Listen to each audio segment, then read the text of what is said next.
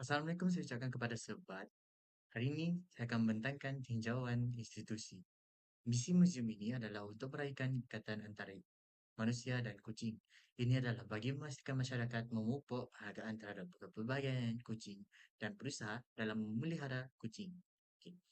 Untuk slide yang seterusnya ialah merupakan sejarah muzium.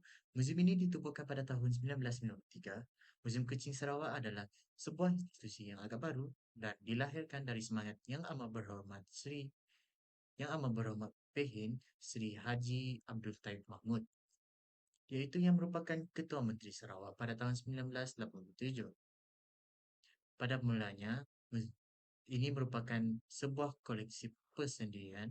Ia dibuka kepada umum pada 25 November 1987 oleh Datuk Syahrul bin Yub, Ketua Pengarah Jabatan Muzium Negara Kuala Lumpur, untuk berkongsi minat terhadap sejarah, budaya dan seni kucing.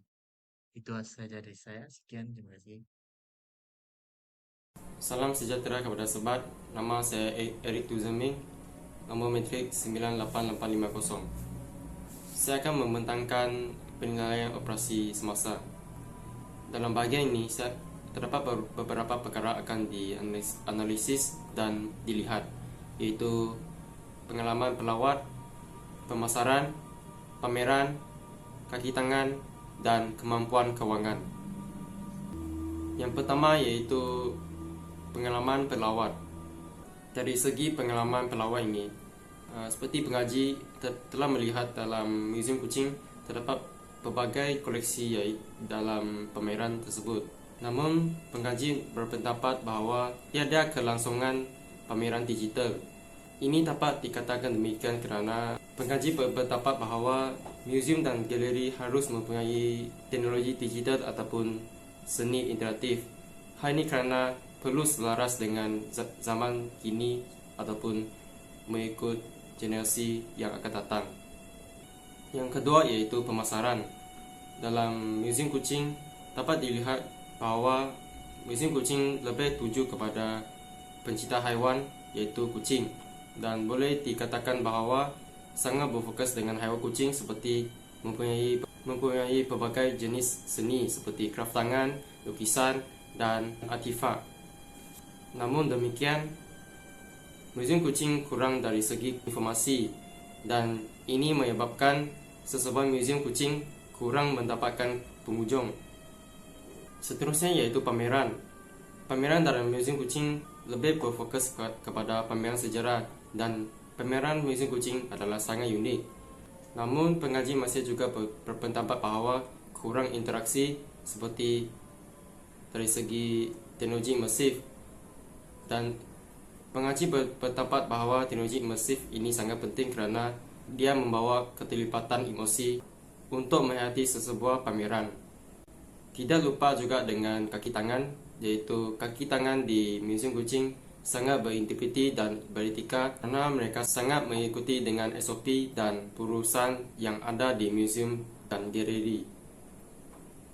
Akhir sekali adalah kemampuan kewangan.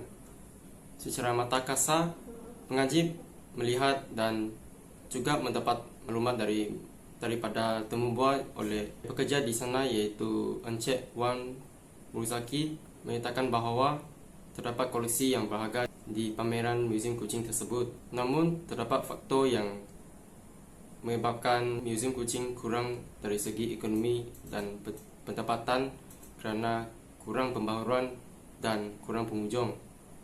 Maklumat ini bukan sebarang dikatakan oleh pengaji, akan tetapi dapat maklumat ini daripada Encik Wan Muzaki. Ini saja daripada saya. Sekian, terima kasih.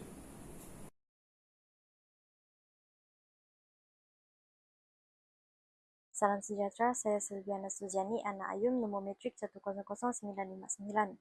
Saya akan membentangkan slide seterusnya. Pembangunan pelan pengurusan. Yang pertama iaitu pengurusan pameran dan koleksi.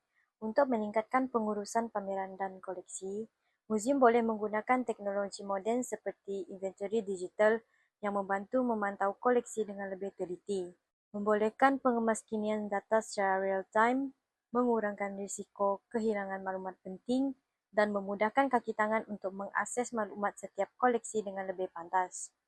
Seterusnya, muzium boleh menggunakan teknologi interaktif seperti teknologi realiti maya, iaitu virtual reality atau realiti berperantara, augmented reality, untuk memberi pengalaman yang lebih mendalam kepada pengunjung.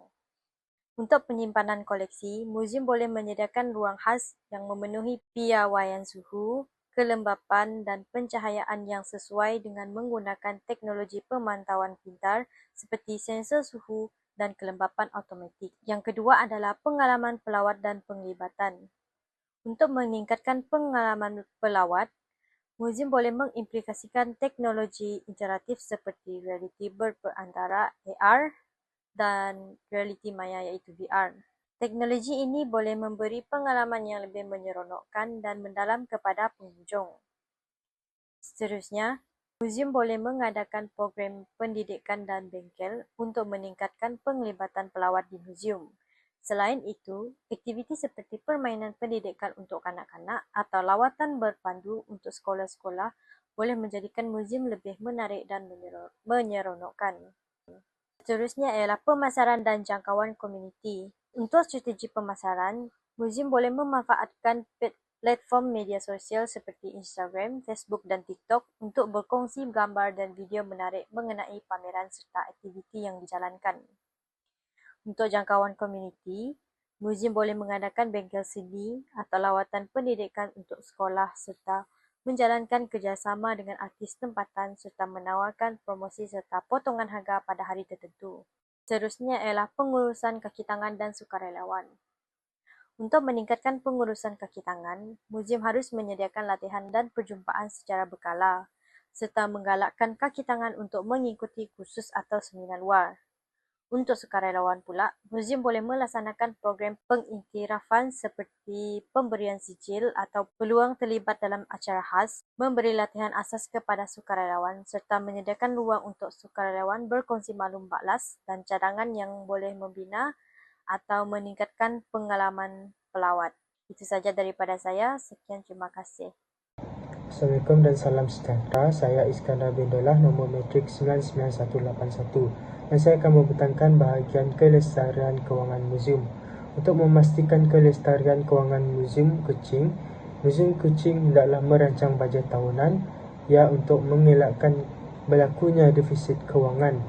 Dan dengan merancang bajet tahunan, Muzium Kuching dapat merancang perbelanjaan dengan teliti dan lebih sistematik seperti mengkategorikan bayaran-bayaran antaranya seperti penyelenggaraan koleksi, pameran baru, gaji kaki tangan dan program pendidikan. Yang kedua pula iaitu inisiatif dalam peningkatan sumber peningkatan. Untuk meningkatkan sumber peningkatan Muzium Kuching dapat mengadakan aktiviti pengumpulan dana seperti penjualan barangan cenderamata dan program interaktif. Dan seterusnya dapat mendapatkan sumbangan daripada individu, institusi tempatan ataupun geran kerajaan. Untuk bahagian ketiga pula iaitu penggunaan teknologi canggih. Muzium Kuching dapat menggunakan teknologi canggih untuk memantau aktiviti kewangan dengan lebih mudah dan efisien. Bahagian pengurusan krisis dan risiko muzium pula. Untuk pengurusan krisis, Muzium Kuching dapat membangunkan pelan pengurusan krisis. Hal ini kerana pelan ini dapat memberi garis panduan yang jelas dalam menangani krisis yang boleh berlaku. Seterusnya menjalankan program latihan seperti latihan simulasi kebakaran dan gangguan cyber. Dan untuk yang kedua pula iaitu mengenal pasti risiko ancaman. Muzium Kuching dapat mengenal pasti risiko dengan membuat pemeriksaan secara berkala, iaitu memeriksa koleksi dan infrastruktur muzium tersebut. Dan yang kedua ialah Muzium Kuching dapat bekerjasama dengan pihak berkuasa. Dan yang ketiga ialah mempunyai insurans koleksi untuk perlindungan muzium. Dalam bahagian etika dan impak sosial, etika yang dapat diterapkan dalam Muzium Kuching ialah ketulusan dalam pengurusan koleksi. Hal ini kerana dengan ketulusan dalam pengurusan koleksi, Muzium Kuching dapat memperkukuh integriti muzium dan juga mengelakkan berlakunya penyelewengan. Dan yang kedua ialah menyokong kepelbagaian budaya. Sebagai contoh, mempersembahkan hasil seni berkaitan dengan kucing daripada pelbagai masyarakat seperti Asia, Afrika dan Eropah. Dan akhir sekali ialah meningkatkan penglibatan masyarakat dengan melibatkan masyarakat tempatan dalam perancangan pameran dan program. Sebagai contoh, dengan menjalankan soal selidik agar mendapat maklum balas daripada masyarakat dan penambahbaikan yang dapat dilakukan. Seterusnya ialah dengan menyediakan akses kemudahan kepada orang berkurang nasib baik. Sebagai contoh, menyediakan laluan pejalan kaki, lift dan tandas untuk penggunaan kursi roda. Itu sahaja, sekian, terima kasih.